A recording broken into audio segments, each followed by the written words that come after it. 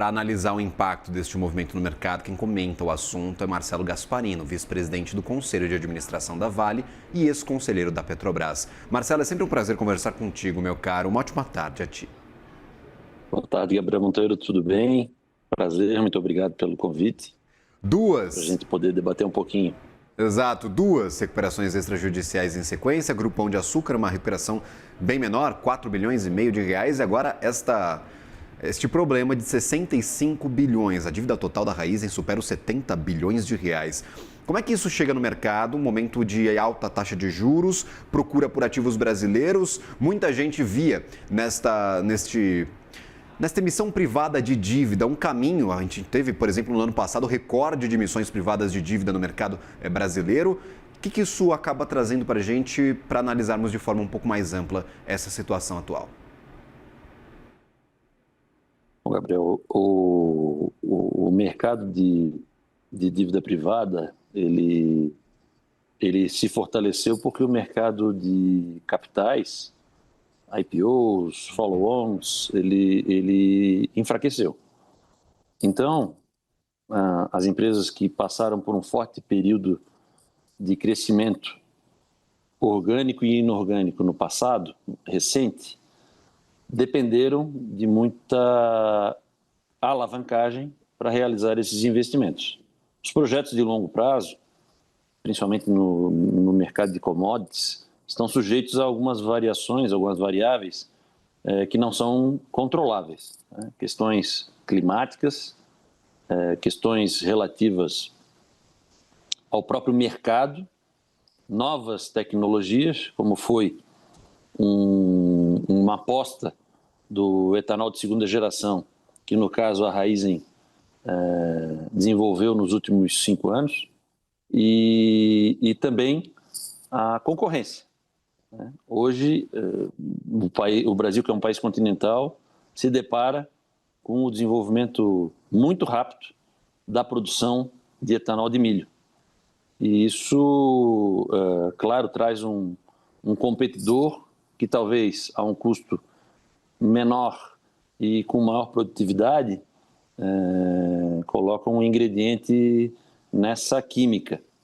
Então, são vários contextos que levaram, no meu ponto de vista, essa companhia que eu tenho muita admiração, é uma das grandes companhias brasileiras, a buscar a proteção, que é um instrumento, como conselheiro, como ex-conselheiro da Uzi Minas, ex-presidente do Conselho da Uzi Minas, em 2015, nós nos valemos de um instrumento semelhante. Foi um standstill renegociado com os principais credores financeiros para alongar a dívida e reduzir o custo da dívida. E a empresa saiu muito vitoriosa, muito exitosa, antecipando o pagamento da dívida, que tinha sido renegociado para 8 anos. Na Eternit, onde também fui presidente do conselho, nós nos deparamos com um cenário um pouco mais desafiador. E foi necessário nessa empresa um processo de recuperação judicial. É importante registrar que esses movimentos eles são exitosos quando praticados no início do problema. Então, na minha visão, a administração da Raízen está sendo prudente em fazer o movimento de proteção para não haver antecipação do vencimento de dívidas e responsável com os seus credores em buscar um alongamento dessa dívida para que a sua própria geração de caixa possa fazer frente a esses compromissos, ainda que num prazo mais alongado, né? Vamos considerar aí que tivemos recuperações extrajudiciais e judiciais no passado, recente, que não decorreram de condições de mercado, como é o caso da Raízen, mas decorreram de problemas de fraudes contábeis, problemas de questões de gestão, né, que acabaram impactando muito a imagem não somente das companhias, mas também dos seus principais acionistas. Não é o caso que a gente tá vislumbrando agora. É uma companhia muito respeitada, são acionistas de longa história, né? Um deles é um player global da indústria de óleo e gás, centenária e muito respeitada no mundo todo. E o outro é um player nacional, também adquiriu a liderança no segmento que opera. E então eu vejo um movimento protetivo, buscando preservar o melhor interesse da companhia, independente da visão do acionista A ou do acionista B, que é o que mais importa em termos de governança corporativa. Agora, Marcelo, eu queria entender esses caminhos para a Raízen conseguir sair deste problema de 65 milhões de reais. Você menciona condições de mercado que acabaram afetando demais a companhia. No caso de uma solução de alongamento de dívida, a gente manteria essa estrutura atualmente da Raízen, apenas ajustaríamos a capacidade de pagamento da empresa às dívidas a vencer nestes próximos 12 meses, nos próximos anos. Então, a gente faria um ajuste ali da capacidade de geração de caixa com o que vai ser pago de dívidas, apenas alongando este processo. Você acredita que esse seja o caminho por conta apenas de uma condição de mercado ou a Raízen vai precisar de uma mudança estrutural? Inclusive, falando em venda de ativos, em mudança de rumos para o negócio, a gente lembra destes altos investimentos em etanol de segunda geração que acabaram encontrando um grande competidor à altura, o etanol de milho produzido aqui no país. Você acredita que a empresa vai ter que dar um cavalo de pau para reajustar a sua operação ou é apenas um problema mercadológico, realmente de prazos para o pagamento destas obrigações? Eu volto a dizer que foi uma decisão corajosa, né? Sim. Não é fácil aprovar esse tipo de medida mais radical e, sem dúvida, não se faz omelete sem quebrar ovos. A companhia realmente ela vai ter que identificar quais são os negócios ou ativos não core para poder gerar liquidez. Isso provavelmente fará parte da reestruturação. A partir do momento que você gera liquidez através de venda de ativos, você antecipa o pagamento de alguns credores, isso é importante, demonstra o comprometimento com o cumprimento das obrigações e não somente com uma postergação de algo que pode vir a acontecer no futuro. E também é sabido que em algumas situações, tanto de recuperação extrajudicial, que é o caso, como em recuperação judicial, é necessário que o credor também entre com parte da solução. A redução, de alguma forma, do tamanho do crédito, ela é necessária para que a gente não faça só isso que você, nas empresas, a gente não faça só isso que você relatou. Bom, nós vamos alongar a dívida e colocar dentro da geração de caixa da companhia. Isso não é suficiente. Ela, de fato, vai passar por um processo, um momento de reestruturação do seu tamanho, né? Provavelmente focando nos negócios mais rentáveis, se desfazendo dos negócios menos rentáveis, focando nos melhores mercados. Você vê que é uma companhia que tem operações de relacionamento, me parece, com mais do que 20 países. Repito, é uma das grandes companhias brasileiras.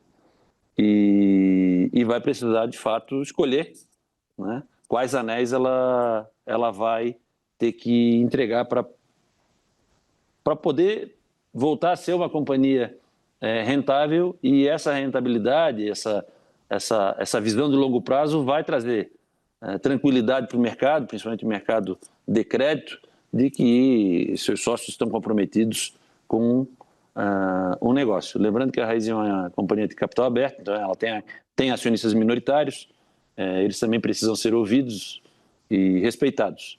Acredito que tudo isso está dentro do contexto desse movimento que, como você bem colocou, né, uma das maiores dívidas corporativas brasileiras. Marcelo, teoricamente, bem sucedido o processo de reestruturação, a gente vai enxergar, então, na tua visão, uma Raízen menor depois de conseguir renegociar com seus credores? Com a venda de ativos, talvez com a escolha destes mercados, a gente vai ter uma Raízen menor a partir de agora por conta deste problema de endividamento? Bom, aí os administradores da Raízen que vão escolher qual caminho que eles deverão trilhar. Um dos negócios dessa companhia é a distribuição de combustíveis. Esse negócio ele já é consolidado no Brasil e o Brasil ainda cresce no consumo de combustíveis fósseis.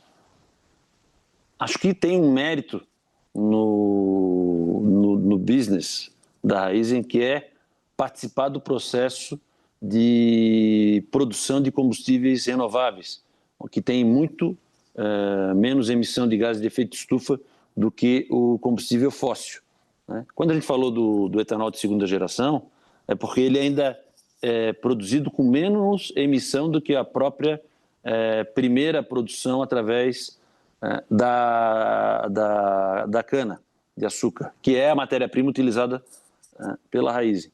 Então, por que às vezes também as coisas não dão certo? Porque a sociedade cobra um movimento na direção da sustentabilidade, e isso significa trabalhar para que todas as companhias, de uma forma geral, operem cada vez mais com redução das emissões de gases de efeito de estufa, mas o mercado não quer pagar esse preço. Então, num país que produz, que é o maior produtor de etanol do mundo, por que não prevalece o veículo combustível, movido a combustível de fontes renováveis, que no caso é o etanol? Por que a indústria não migra os equipamentos pesados, que hoje são abastecidos, se utiliza o diesel, para um combustível renovável, para um biocombustível? Porque isso tem um preço, é o preço da transição energética, né? Mas o mercado, no final das contas, não quer pagar esse preço. Então, às vezes a gente aposta num produto, esse produto ele tem todos os fundamentos para dar certo, mas o mercado acaba não pagando o preço que esse produto vale. E aí acontece esse desarranjo de um excesso de alavancagem para desenvolvimento de um projeto inédito, que era o etanol de segunda geração, e acabou, como você bem colocou, enfrentando, primeiro, o mercado que não quer reconhecer o valor desse produto que emite menos gases de efeito de estufa, e segundo, uma nova matriz energética através da produção de etanol de milho. Nós estamos num Brasil onde o agro é muito forte. O agro está sofrendo, de uma forma geral, no Brasil, desde o ano passado. E essa parte do negócio da companhia é agro, né? Então não seria diferente com essa companhia nesse segmento do agronegócio. Mas acredito que o segmento de distribuição de combustíveis e outros que eles têm esteja indo bem. Me parece que o problema não é gestão, me parece que o problema não é eficiência, me parece que o problema, de fato, é o custo financeiro no Brasil, que na época dos investimentos que eles fizeram rodava de 8% para baixo e hoje está em 15%, quer dizer, praticamente dobrou o custo do carrego da dívida dessa companhia. E isso, no mercado competitivo e de capital intensivo, é uma receita muito difícil de não gerar uma consequência que é a que a gente está vendo agora. Perfeito. Você menciona essa questão de o mercado não querer pagar o preço. Eu queria até casar alguns negócios aqui. A Vale investiu bastante no seu produto de briquetes, por exemplo, que são materiais renováveis, não renováveis, por assim dizer, mas com muito menos emissão de gases de efeito estufa, do CO2 principalmente. A Raízen está tendo problemas com este custo maior do etanol de segunda geração. No contexto geopolítico que vivemos hoje, no contexto mercadológico, de mercado global mesmo, que é onde essas empresas acabam disputando, são empresas maiores apenas que o mercado doméstico brasileiro. Você acredita que há mais dificuldades para esse tipo de projeto, para a gente vender a transição energética no contexto que vivemos hoje de geopolítica, Marcelo? E aí eu falo de Vale, falo de Raízen, falo de outros projetos que também têm a sustentabilidade como um diferencial competitivo entre empresas mundiais. Eu acho que você me colocou numa saia justa, porque eu sou um defensor desse projeto que você colocou. Sim. Agora, que é o projeto de briquetes, é o projeto de aglomerados que a Vale vem desenvolvendo com muito sucesso e que terá como objetivo principal o mercado da Europa, que é um mercado que já restringe bastante a produção do aço através da queima do carvão metalúrgico, que é altamente emissor. Então, a produção do aço verde, obviamente, ele tem um custo mais elevado que o aço produzido na indústria tradicional, que é a brasileira, por exemplo. Os Minas, CSN, a Celor, a Ternium, todas elas ainda estão naquela tecnologia antiga, mas apostando também nessa migração.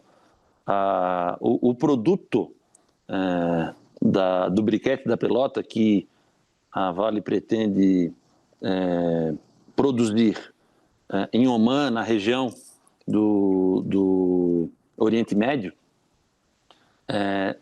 tem como vantagem competitiva, né, o baixo consumo de energia para transformação em aço e tem como objetivo também se aproveitar dos baixos custos do gás natural da região do Oriente Médio. Omã, principalmente, é onde a companhia está fazendo seu primeiro mega hub. Mas isso nos parece, e está na nossa estratégia, que é uma tendência para o futuro irreversível. E claro que a gente pode errar na decisão. Nós somos eleitos, nós participamos de um conselho de administração para tomar decisão. E não tomar decisão, eu acho que é um erro. Correr o risco das decisões é inerente à nossa atividade. Eu acredito que nós estamos no caminho certo, tanto no projeto de briquetes, quanto no projeto de mega hubs e nos projetos de blendagem que a companhia está desenvolvendo na Índia, está desenvolvendo na Indonésia e está crescendo ainda mais na China. Então, são coisas que o mercado tende a reconhecer e que a Vale tem dado passos antes dos seus concorrentes. Isso esperamos que seja reconhecido no preço do produto.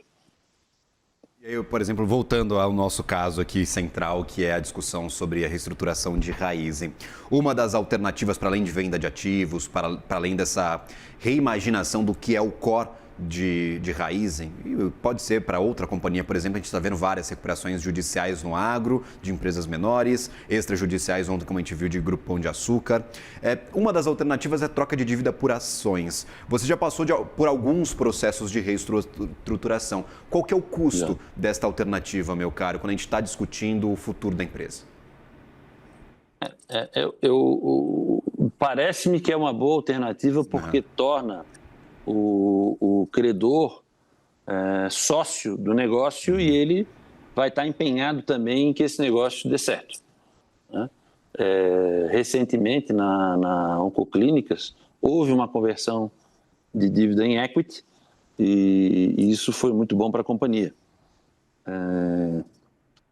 O que chama atenção para esse tipo de movimentação no Brasil é a nossa insegurança jurídica, o risco jurídico de você ser um credor financeiro e virar um sócio numa empresa e essa empresa não ser bem gerida, ir para uma situação de recuperação judicial ou até mesmo uma situação de falência e algum credor pedir desconsideração da personalidade jurídica da companhia e buscar o seu crédito junto aos seus sócios.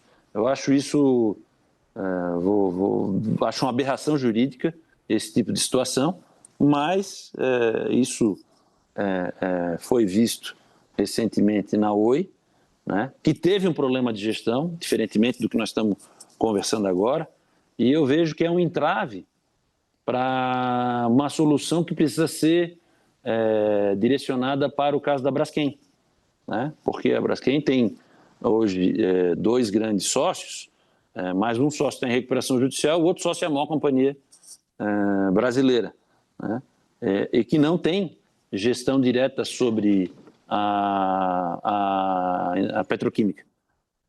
Então, a gente volta a uma questão, a um contexto de risco jurídico que às vezes não é mapeado pelo credor quando tem esse tipo de movimentação. Mas eu repito, um ponto importante no que a gente está falando aqui, que você está dando mais foco nessa questão da raiz, né? Até pensei que o papo era um pouco mais amplo, mas não tem problema, é que a gente está com acionistas controladores muito sérios e comprometidos com essa companhia. Pelo menos essa é a minha visão.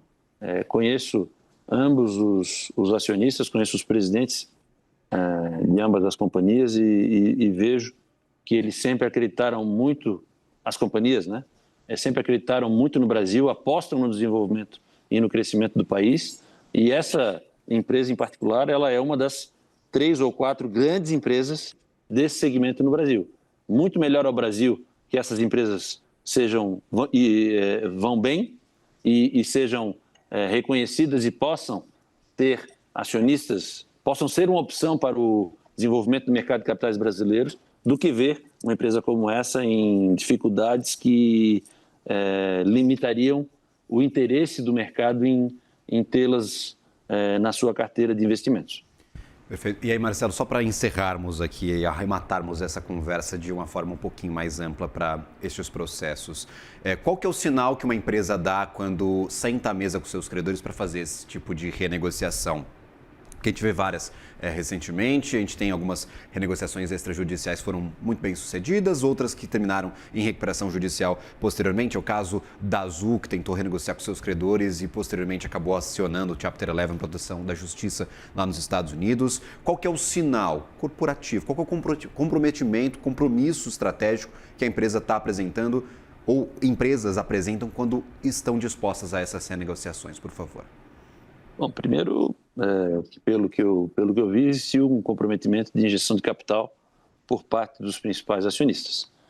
Isso pode ser ampliado caso um terceiro acionista, enfim, ou um entrante, deseje participar da nova companhia. Então, ele pode também participar de uma injeção de capital mediante emissão de novas ações e ter uma participação mais relevante nessa companhia. Eu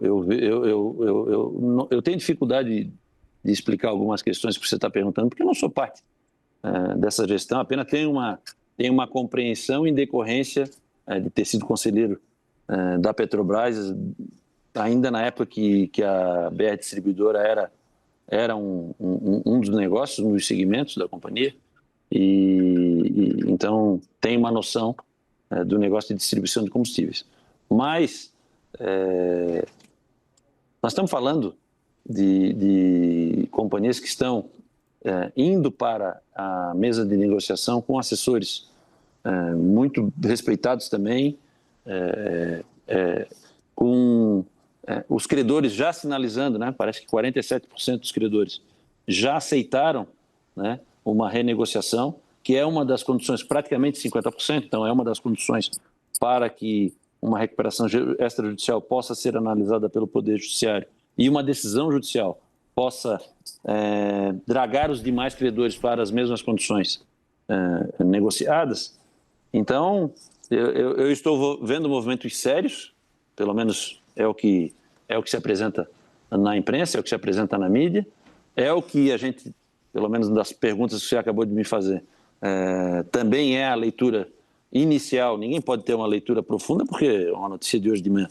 Ninguém pode ter essa profundidade, mas É essa a mensagem que eu enxergo, né? Um comprometimento na estabilização, na viabilidade de uma estrutura de capital para que a companhia volte a ter geração de caixa. Ela estava queimando caixa, acho que isso também foi uma informação que foi dada, ela estava queimando caixa nos últimos meses e ela gerou um prejuízo muito grande aí no último trimestre. E teve também um aspecto relevante, né? Teve um ataque forte à questão do mercado de capitais. Então as ações elas foram muito depreciadas, parece que caíram aí mais de 50% em 6 meses. Então tudo isso é uma tempestade perfeita que as pessoas que ficam na companhia, que estão na companhia, vão liderar essa mudança, têm a responsabilidade de saber administrar com frieza, com tranquilidade, apesar de todo o cenário desafiador, né? Eu vejo luz no fim do túnel, pelo menos por tudo que eu vi até agora, e pelas experiências que eu tive, né? Não diretamente, mas indiretamente, através da Vale, nós fizemos uma recuperação judicial na Samarco, né? E a Samarco reperfilou suas dívidas e voltou a produzir, está aumentando a sua capacidade de produção. Então, tudo isso faz parte de um trabalho sério. Se o trabalho for sério, a saída acabará sendo melhor para todos que estão envolvidos hoje do que o cenário atual. Farino, vice-presidente do Conselho de Administração da Vale e ex-conselheiro também da Petrobras. Que prazer conversar contigo novamente, deixo claro por aqui. É sempre uma boa conversa. Até uma próxima, meu caro. O prazer é meu. Obrigado pela oportunidade mais uma vez. Fico à disposição. Valeu, até. Boa tarde.